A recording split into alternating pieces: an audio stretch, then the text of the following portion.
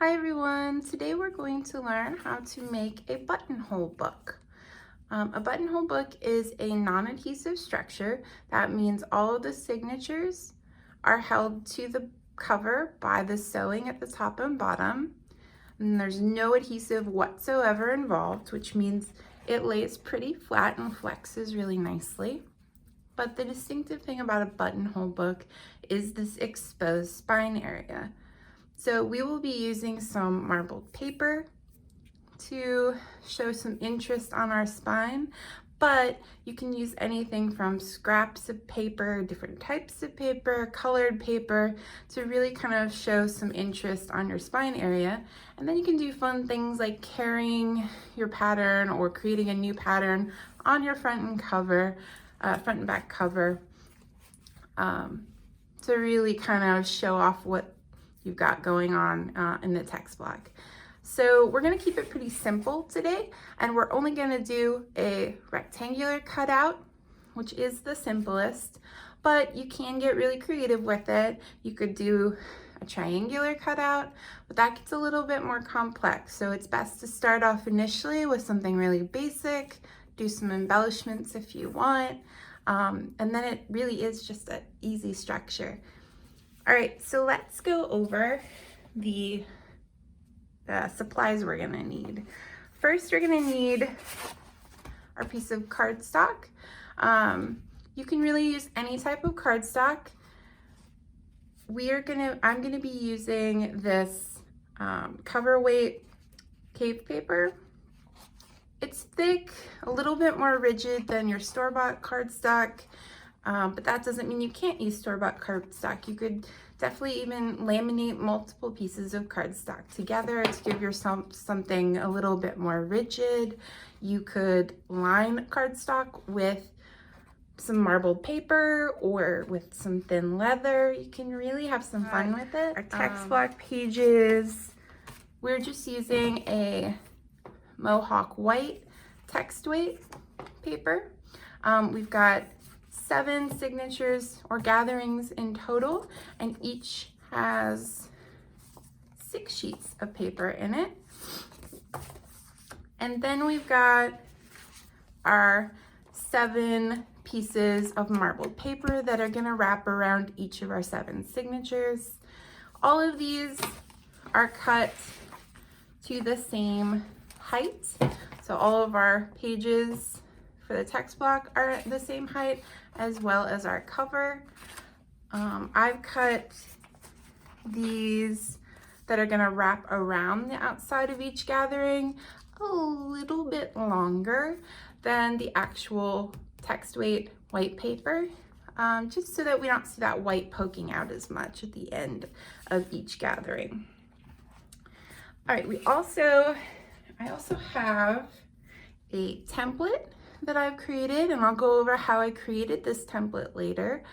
But this is gonna tell us how big our spine is gonna be, where our opening is gonna fall, where our signatures are gonna be punched for our sewing stations. So it takes a little bit of time to create this initially if you're creating one from scratch, but it really is helpful to have on hand as a reference, and you can actually use it to measure on, which is wonderful. I've also got some pre-waxed linen thread. I've got this nice blue to complement my marbled paper that I have. I'm using a pre-waxed linen thread, but you can use a regular thread as well, and then I would suggest waxing it. It'll give you some grip and help it hold on to the cover a little bit more while you're sewing.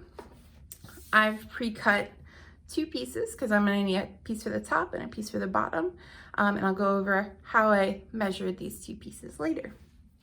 All right, so then as far as tools go, it's pretty simple. We don't need any adhesive. We need a cutting implement. I've got a scalpel, but you can definitely use an X-Acto knife, a box cutter, anything you have on hand, just something to cut through your cardstock. And then I always have a pencil on hand to help make little indication marks. I've got pair of scissors. They can be little, they can be big. You just need to snip your thread. So pair of scissors, always a bone folder. It can be an actual bone folder, a Teflon folder, a plastic one, doesn't matter. We just need something to help us crease our text block pages. And then I've got a needle. This one has a slightly bigger eye to it, which is helpful when we're using that pre-waxed linen thread. I've got a metal straight edge. I'm using this nice 90-degree angle square, but you can just really use any metal straight edge or plastic straight edge ruler with a metal edge to it. We're just gonna be cutting against it and we don't wanna cut into our ruler. So something metal is preferred. And then I've also got an awl to help me punch my sewing stations. But if you don't have this, you can definitely, in a pinch, use your needle as an awl. It's gonna take a little bit more time, but it'll work just fine. All right, so first up, what we're gonna do is we're going to fold our signatures. We're gonna start off with our text weight Mohawk paper, and we're gonna need our bone folder. What I like to do, this is just personal preference, I like to start with 3 of my 6 sheets of paper. I like to jog them together, and then I like to line up the edges at the top and bottom, and then I like to crease. Instead of folding each one individually, which is going to leave you kind of with a really pointy edge of your signature or back of your signature at the end, this kind of gives you a more rounded edge, which I think looks really nice on the finished product. It also saves a little bit of time, which is nice. So I recommend doing it that way. I personally, some people prefer to fold the whole signature at once, which if you are comfortable doing with that, you go for it. I personally am not that confident in my ability to line up the top and bottom with all 6 pages at once, so I don't like to do that. But that's me, and you do whatever's best for you. And then I'm going to take one of my marbled sheets, line up the edges at the top, bottom, and open edge, and just gently crease that in place. I'm actually not going to use my bone folder for that because, again, I don't want a really pointy back to this. I want to be able to slide this signature in really nicely and be done with it. Once you've got that, if you have a weight handy, a book around, you can set these off to the side, put your book on top of it, just to kind of compress them a little bit, keep them from wedging like that.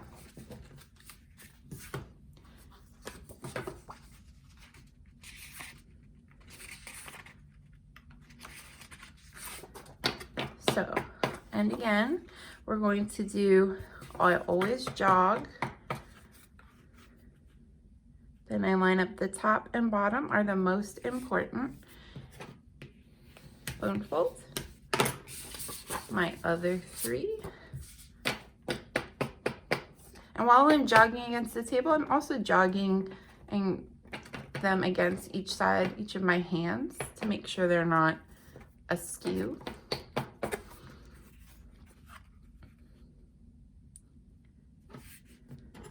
It's definitely one of those things that the more you do it, the better you get, the more practice you have.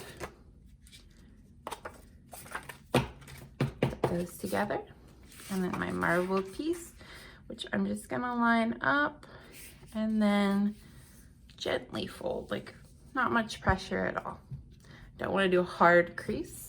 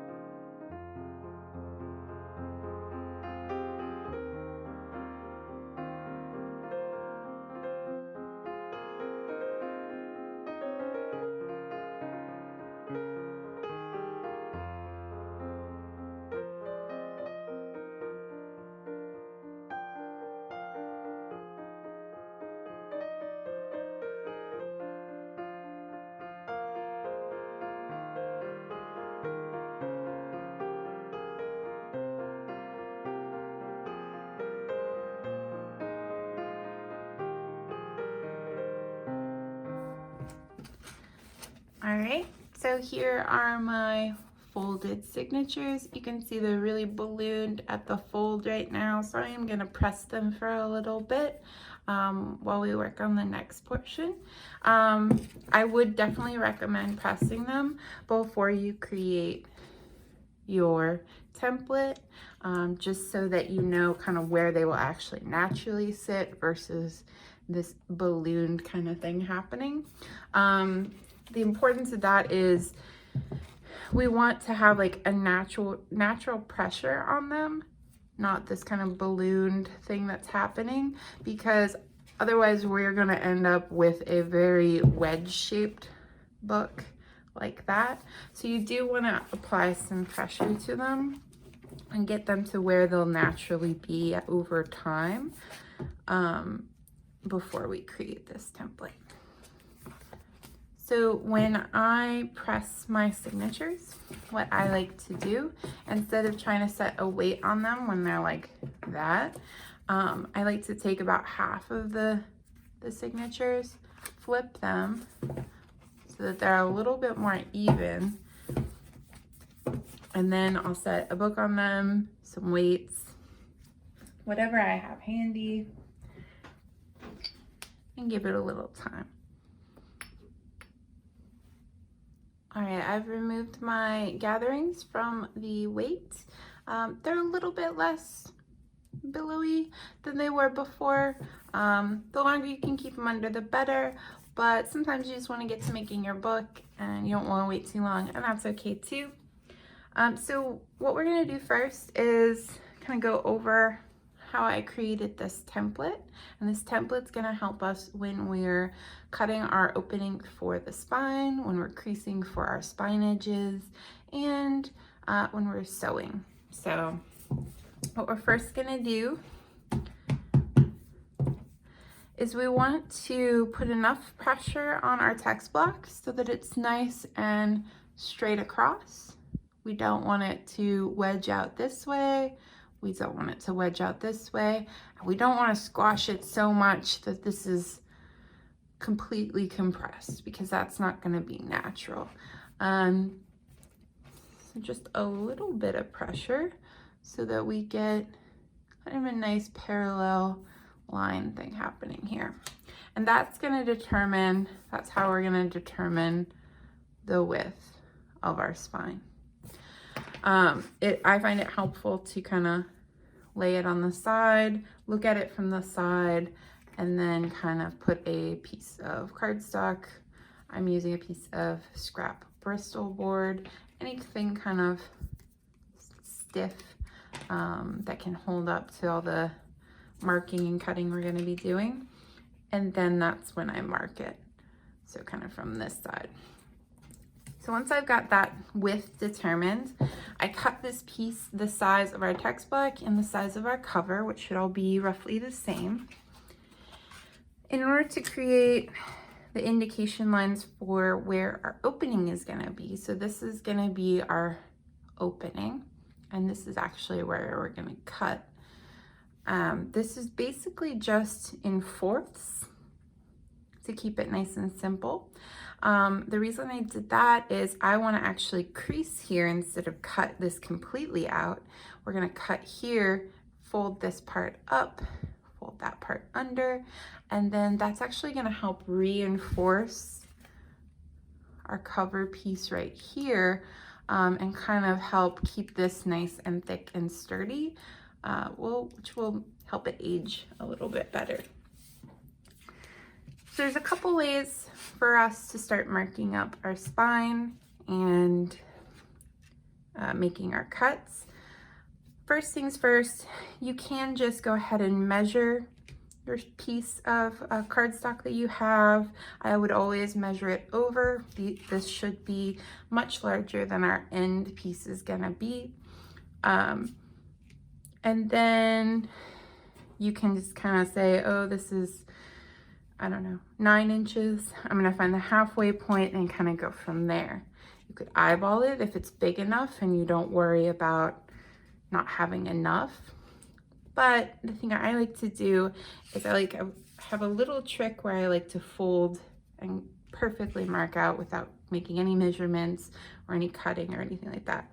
But what I will need to do before that is I will need to cut off this kind of raggedy edge so that I have a nice straight line here. So I'm going to do that really quick. You definitely don't need to. You can just kind of eyeball it or measure it if you like. I would end up cutting this anyway. So it's okay for me to do that. All right, then what I'm going to do is I'm going to line this up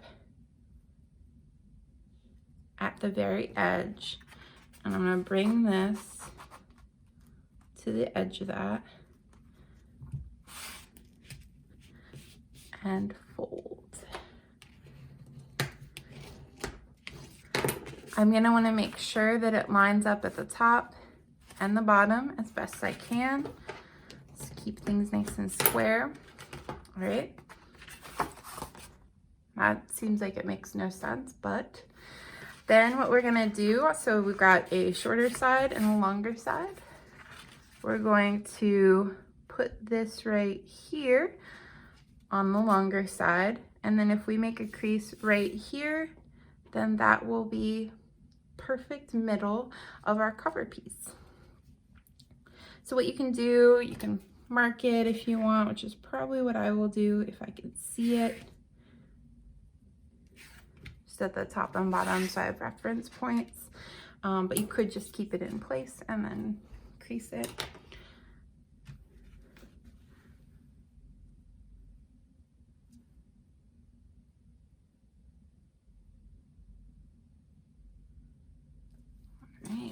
This is one reason it is nice to have a bone folder, especially one with kind of a pointier tip, so you can score and then score on the gently fold it up on the other side.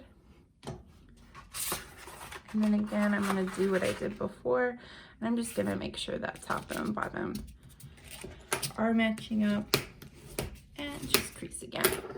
So now, perfectly in the center of my cover piece, and with a little bit of squeezing, everything should fit in there pretty nicely. And it does. We are going to have to trim this, but we're going to do that at the very, very end. We want to make sure everything's in place and everything's kind of locked in before we go ahead and make that cut, because it would really not be fun to make that cut and then have some of our text block overstepping that boundary. All right, set this back aside. I'm going to go ahead and put it back under weights, just so I don't have to be wrestling with it the whole time I'm working with it. All right, so then I've got my template, I've got my cover, I've got my crease. If you have a definite front and back, this is where you would determine that front and back. I don't really like this, so I'm gonna make this my front. And you can see on the template I've made a little T for top. So I'm gonna make the front cover go on the left hand side and then the T at the top. So the next thing I'm going to do is I'm going to center this in my spine, and then I'm going to make little tick marks where these 3 lines are on both sides of the template. You probably can't see that very well, but they're on there. I can see them, that's all that matters. All right, so we are going to, I'll put this back so you can see. We are going to cut along from this point to this point, along this spine crease we've created. And then we will also cut along this dotted line in the center, but we will not be cutting here or here. You can cut there if you like, but we will be folding ours upward to create that extra structure at the top and bottom and reinforcement. So if you accidentally cut this off, It's not the end of the world. Everything will be fine. And we're gonna actually cut this out. In order to do that, I like to just kind of situate my straight edge or my ruler into that crease, fold the crease up a tiny bit, not quite 90 degrees, but up most of the way, and then situate that guy in that fold.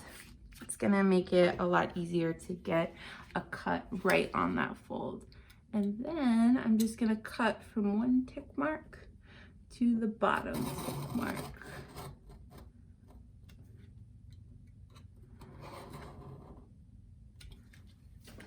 Okay, so I've got this crease that I've created. Then I'm gonna flip it. I'm gonna do the other one just because I'm right-handed and that's easier for me. Obviously, if you're left-handed, you'd probably do it the opposite way, and that would be cool.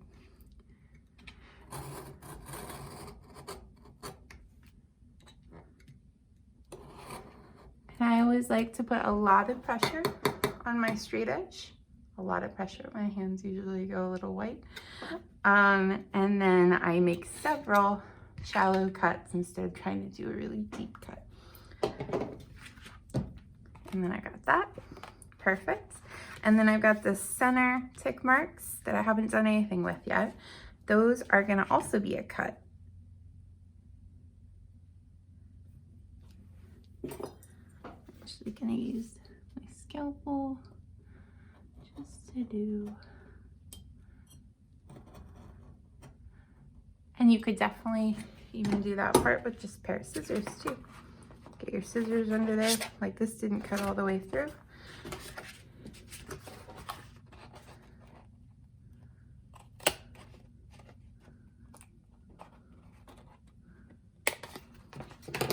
Now we've got this little opening happening.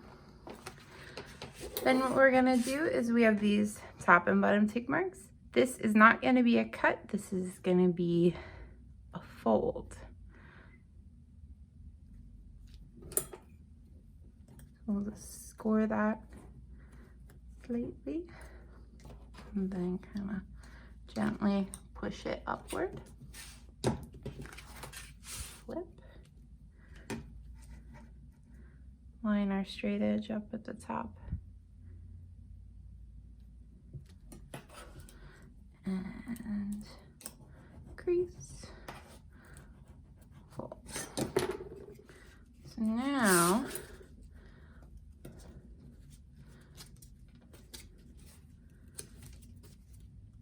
if for some reason these guys are actually sticking out farther than the top or bottom of your cover, just take a little bit off of it. You either want them a little bit short of the top like these are, or you want them to be about the same. You never want them to stick out. So if you can see them from this side, you're just gonna want to take a little bit off. All right, so now we've got this, but we're actually gonna trim these down just a hair, just so we don't have any kind of bunching happening up when we fold. So in order to do that, I really just, you could measure it, cut it with a scalpel, but I think that just overcomplicates things. So I like to just take a little bit off. And this way, I'm less likely to cut into a part of my cover I don't want to cut into.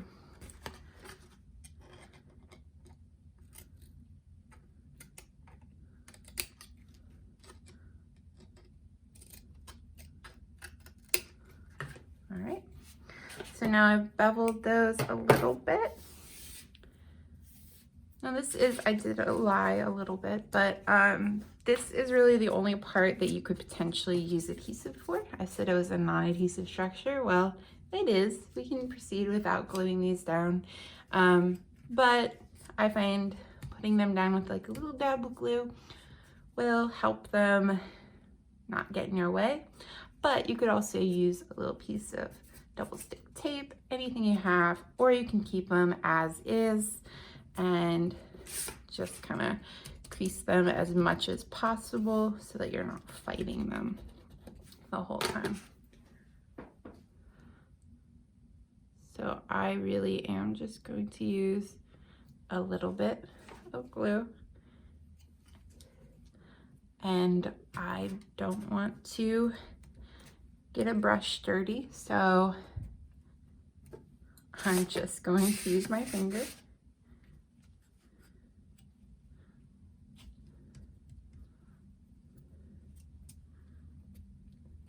And that's that. Keeps them up. Also a little bit of double stick tape, even regular tape folded on itself would work, or nothing at all. Just an added thing you can do. All right, so we've got our cover all prepped and ready to go. It should relatively match the template that we've got. Now we're gonna work on our text block pages. So what you're gonna wanna do is, if you're doing any sort of cutout on the front and back, whatever that might look like, you might wanna determine what your first page is, or your first gathering is, and what your last gathering is, and what you want that to look like. So if we weren't using a template, what we could do is we could put everything in place, get everything all nice and jogged up.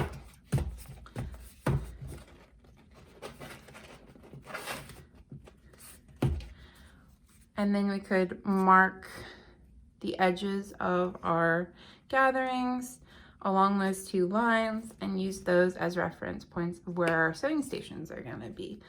But the reason I don't like to do that, and I prefer to use the template, is then our markings are on the outside of the signature, and then we kind of have to punch from the outside inward, which I find I never land on the center. So I prefer to do the template so that I can always land and put the template on the inside of my signature, mark those 2 points, and then punch through. It's so much easier for me to make sure my punching is going straight through the fold. To mark our gatherings for our sewing stations, what you want to do is you want to decide what your front and back is. Obviously your front, this is going to be our top, this is going to be our bottom. So we're always going to want to keep them oriented to the template. We don't want to get things flipped around. Then we might have signatures that are a little off from one another. So I've got mine positioned how I want it. I will take one signature, jog it together, make sure everything's lined up. And I will take my template, line that up along the fold, and then I will just make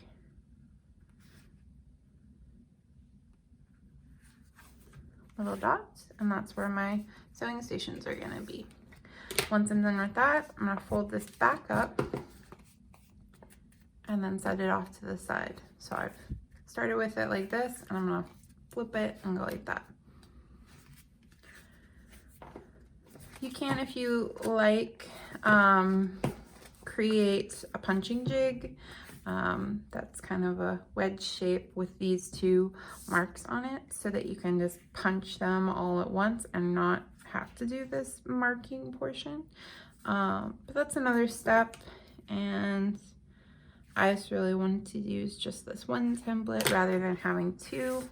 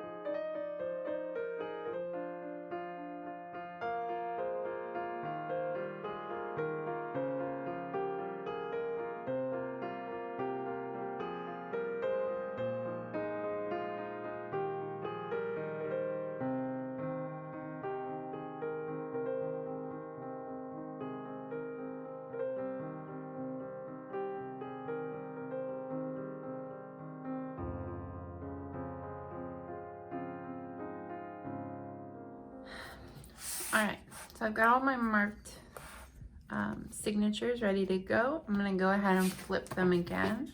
So I'm looking at that front signature and set them in the same spot they were last time. Now, if you have a punching cradle, you could totally use that, which I have this one that I love to use. There are collapsible ones out there that you can make. And then I can just use my awl and punch those two stations. And then I'm going to want to fold it and set it to the side. Or if you don't have a punching cradle, then you can take your signature, again, always jogging it nicely. Firmly hold one side, set the other side on the table, and then kind of at the same angle as the opening, you're just gonna punch through. If anything gets unjogged, then you're gonna wanna re-jog it back together. And then you're just gonna carefully punch through. Just watch your fingers when you do this. Watch that you haven't flipped your signature all together and done like that. That you kept it in the same orientation. And then you're gonna flip it and go there.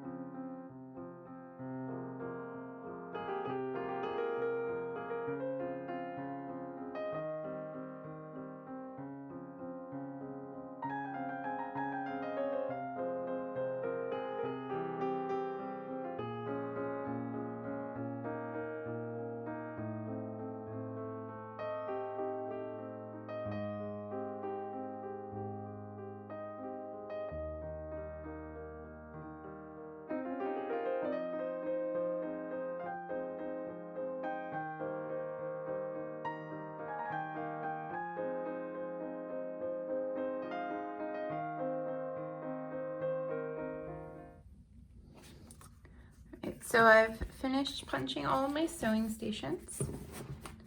Now I'm going to prepare my thread, which I've already pre-prepared, but I'll show you how I determined the length of thread. So like I said, I'm using a pre-waxed linen thread. And in order to determine how much thread I needed for the top and bottom, because this book will be sewn in two sections, so you'll sew all of one and then all of the other. It does not continue. It's two separate sewings. So what I've done is I've prepared two pieces of thread, one for the top, one for the bottom, and I've determined how much thread I need by using my template again. I've basically measured out from the top of the template to the bottom, or to the middle point that I've created.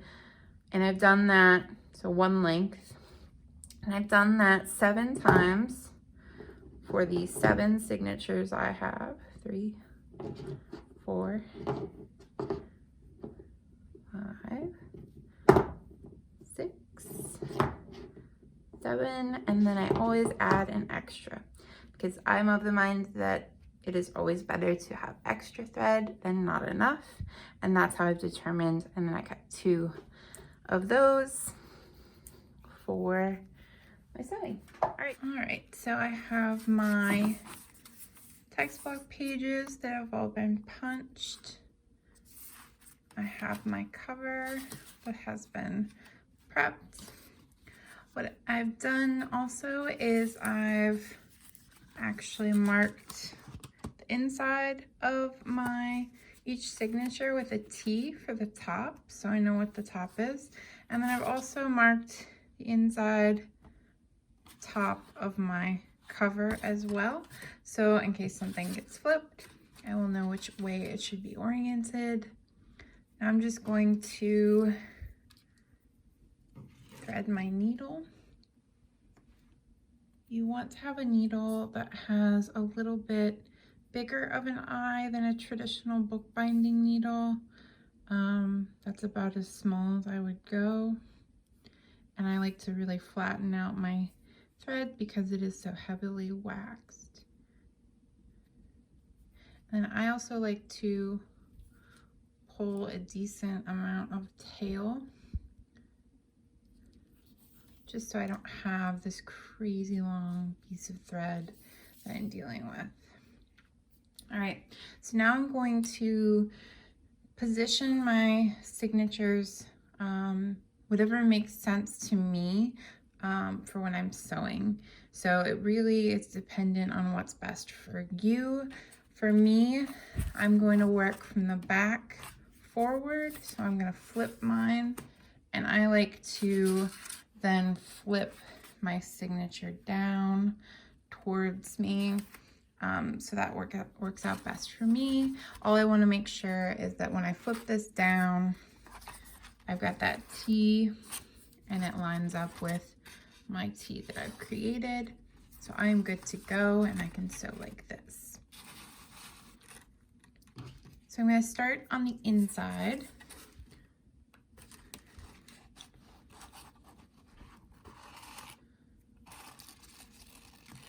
And I'm going to leave about 2 inches. Don't be stingy with how much excess tail you leave, because it will affect you later, and it will make it more difficult for you to tie a knot.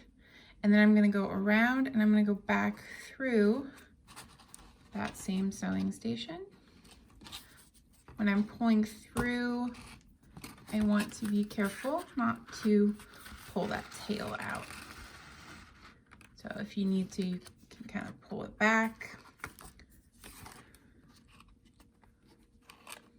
Oops, it wants to pull out. And before I do anything, I kind of want to make sure that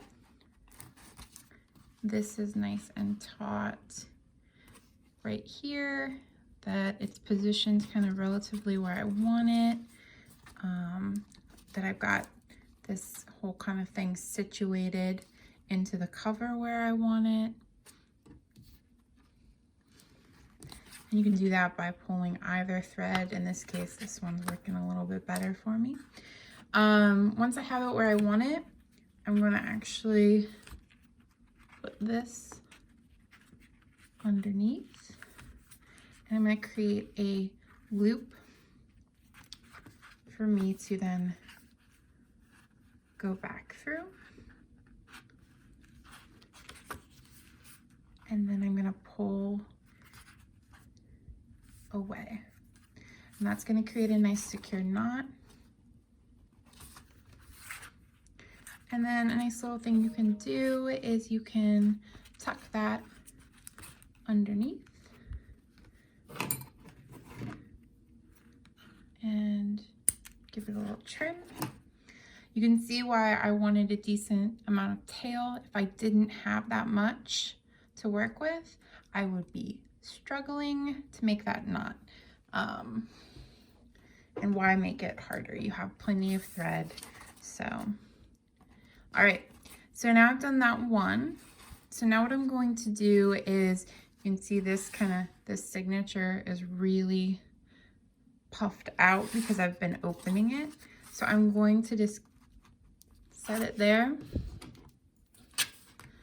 and give it a nice little compression with my bone folder, just so it lays flat a little bit better. Now I'm going to pull down my next signature and lay that on top. I like to, as I'm going, position them on top of one another, how they will be. You can always pop a weight on them if you like. It's totally up to you. I like to just kind of position it as I go.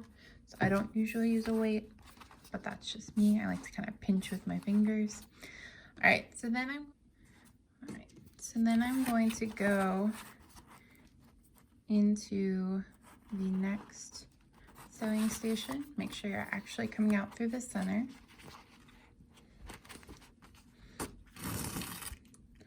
Pull that. And then that's gonna be what starts our linking between our signatures. So you can kind of see this little link up between our signatures. And that's what is going to kind of lock our signatures into place. So we're going to go back around and we're going to go underneath that little jump up of thread. Really not a specific term for it. I'm going to call it like a thread jump. So as you're sewing, you really kind of want to hold everything together and position your thread how you eventually want it to sit, as best you can. All right, so once you've done that, then you are going to add on your next signature. But before we do that, we're going to do a little decompression with our bone folder. And I'm just going to do a little bit of a jog down.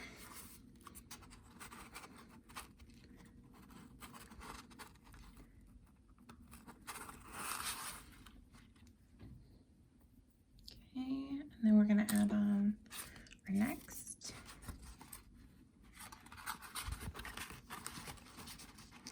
Position it where we want it. Create that little jump up thread.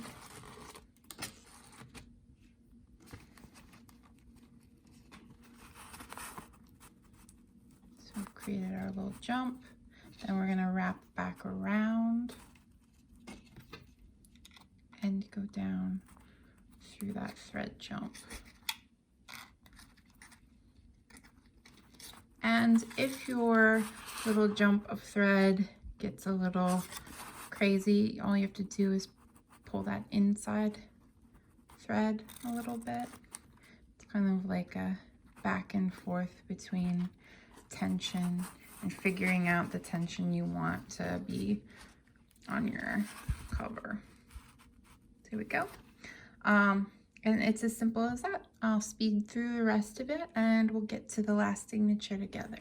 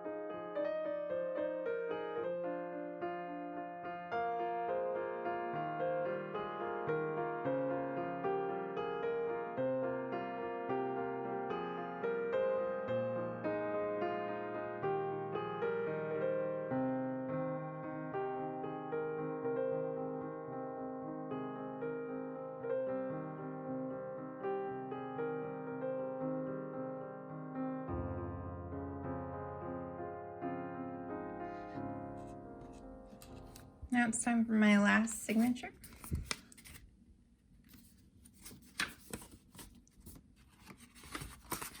Add that on.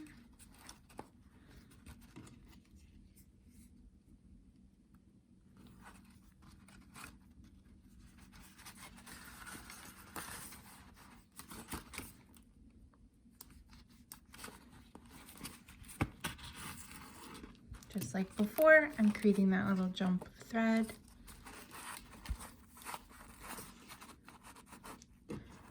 And I'm going to go around.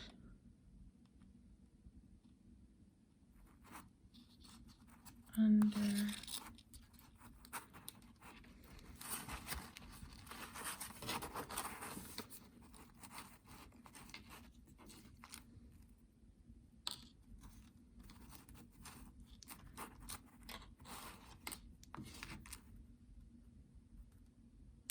and then I'm going to go in.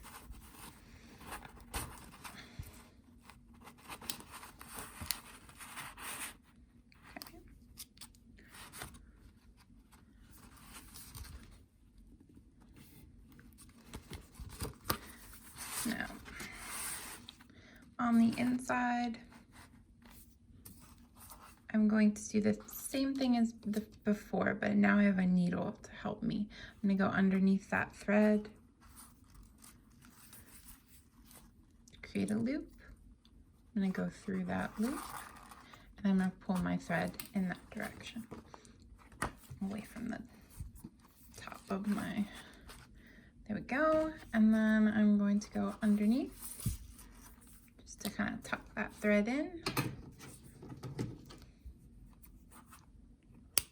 Trim. So I have my one side all sewn. Now I just need to sew my top in this case. It might be the bottom for you. It really doesn't matter. What I'm gonna do is I think I'm gonna start from the bottom and go up again, just because that's how I like to sew. But luckily now I don't have to worry about the whole flipping or keeping everything oriented because I already have one side completely sewn. So just like before, I'm going to start on the inside and go out. And I'm going to leave at least 2 inches. You saw with my previous thread that I had quite a bit left, so please don't be stingy. Give yourself ample thread to work with. Then once I'm on the outside, I'm going to go wrap around and go back through this sewing station, remembering that I need to be careful not to loosen up that tail while I'm going through. Since I have it tightened where I want it on the outside, I flip and go to the inside and go ahead and tie that knot. I'm gonna go under the thread to create a little loop. And then I'm going to go through that loop to create a little knot. I'm gonna pull that knot away. Remember, I can kind of tuck it under if I want. You can also just kind of flatten it out with your bone folder. Since it's so waxed, it'll kind of stick to itself, which is nice. Trim it, and then go back to the outside. All right, and then this begins our stepping up with our thread.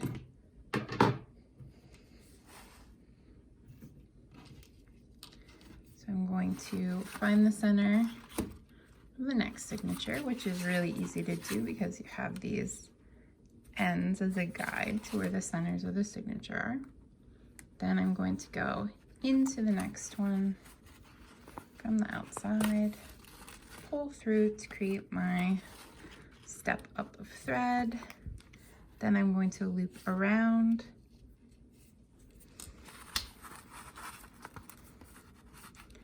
And I'm going to go underneath that thread.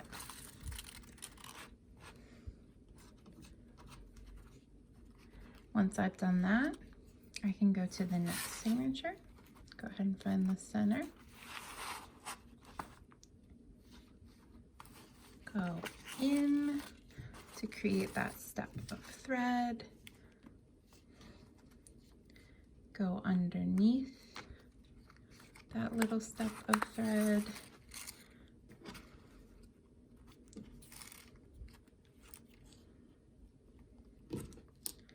And then the next one. So it's a lot easier as we sew the second set of sewing.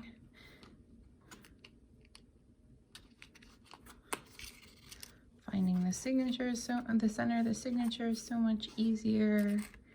Kind of creating the pattern is a lot easier usually too. All right. Step up.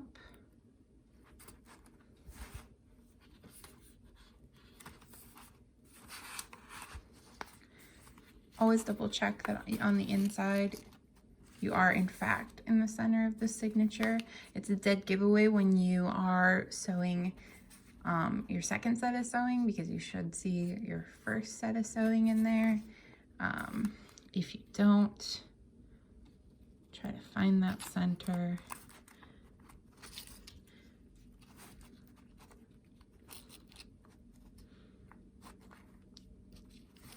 And again, if you get this little step of thread kind of pulling out on you, you just pull the top of this thread on the inside, and you can pull this up. I kind of like to pull this up a little bit as I'm sewing. That just kind of helps lock everything a little bit better, and then I go up into the next one.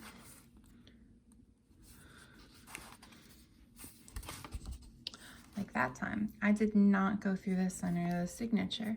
So I will then usually kind of go on the inside, re-poke that. You can always pull out your awl and make sure.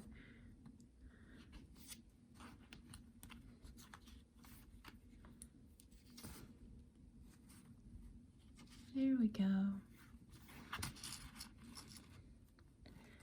And then back around. I don't think this is necessary, but I like to go underneath again,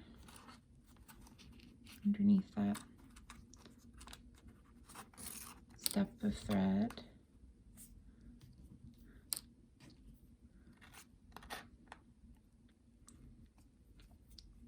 Before I then go back through.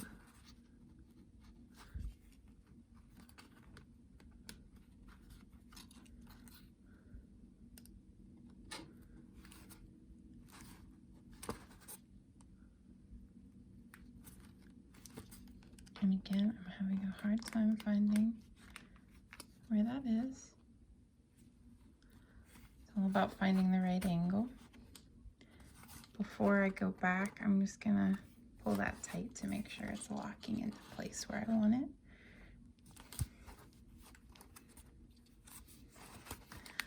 Then once I'm on the inside and I have everything tightened on the outside how I want it, that's nice and tight, and go inside and again make my little loop.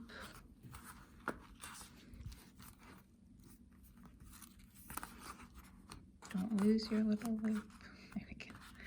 And then go through your loop and then pull away from the head of the book.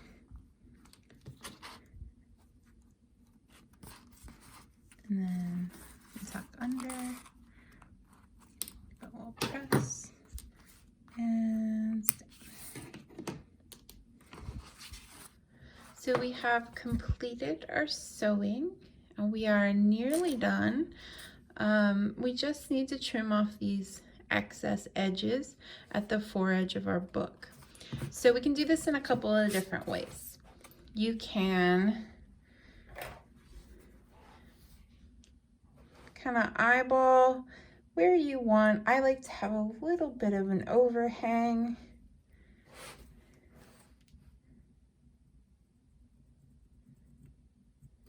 And draw 2 tick marks, and then use those tick marks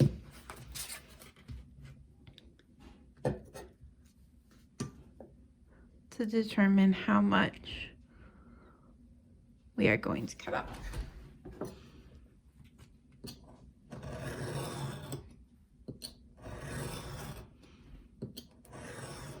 And again, I'm using lots of pressure with this hand on my straight edge, and then I'm doing several cuts. I cut off my excess. Or if you have a ruler that's metal or plastic with a metal edge to it, you can just put that underneath all of your pages.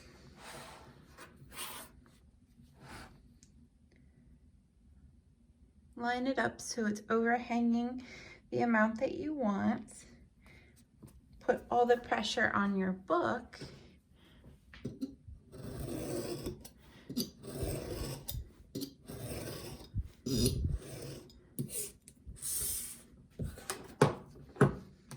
And then there we go. We have our trimmed edges. If they need to be trimmed anymore, you can just finesse that a little bit. Now you have officially completed your buttonhole book. You can stop here and have a delightful little book, or you can take it a step further, do some cutouts on the cover, do some embellishment on the cover, anything you like, you can do.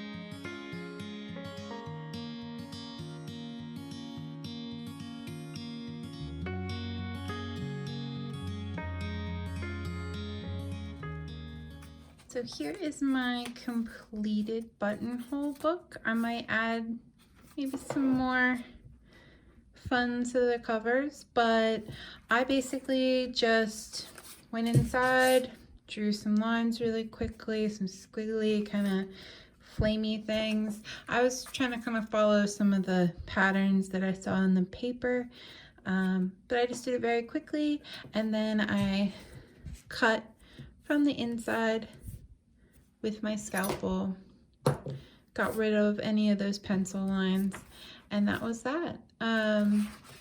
You can make it as easy or as complicated as you want it to be. I personally like to do the cutouts on the cover after I've already sewn my book. That way I don't have my needle and my thread trying to poke through places on the cover and trying to snag and potentially rip. So I like to do it after the fact, but if you're careful, you could definitely do all of this while your cover is formed, but you haven't started sewing yet. So I hope you've enjoyed this tutorial and you have fun making your own buttonhole book.